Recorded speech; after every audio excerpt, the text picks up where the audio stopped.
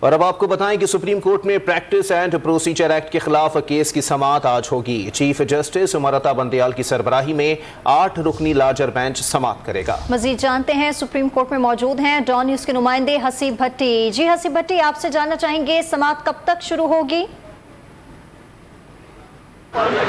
دیکھیے، یہ جو سماعت ہے آج پریکٹس اینڈ پروسیجر بل جو سپریم کورٹ کے حوالے سے ہے، اور اس میں چیف جسٹس آف پاکستان کی جو اختیارات ہیں، جس میں 100 موٹو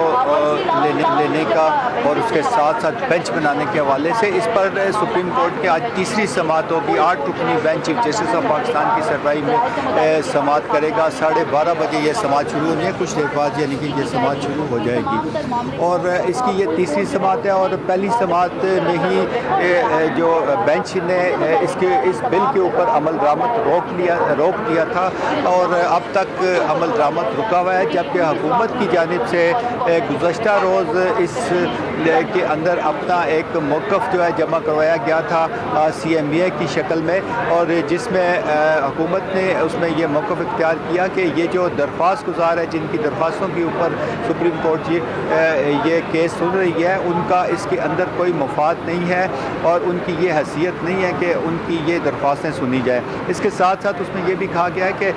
چونکہ chief justice of Pakistan master of roster ہے، لہٰذا ان کا یہ جو اختیار ہے اس کو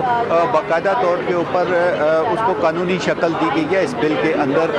اور ساتھ یہ بھی درخواست کی گئی ہے کہ اس جو درخواستیں ہیں ان کو مسترد کیا جائے۔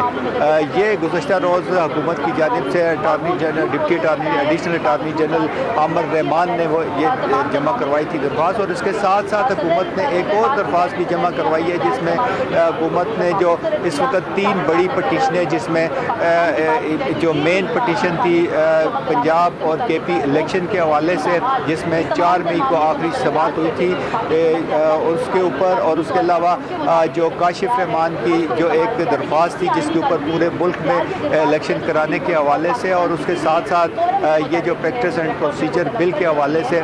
اس کے اندر انہوں نے درخواست کی ہے حکومت کی جانب سے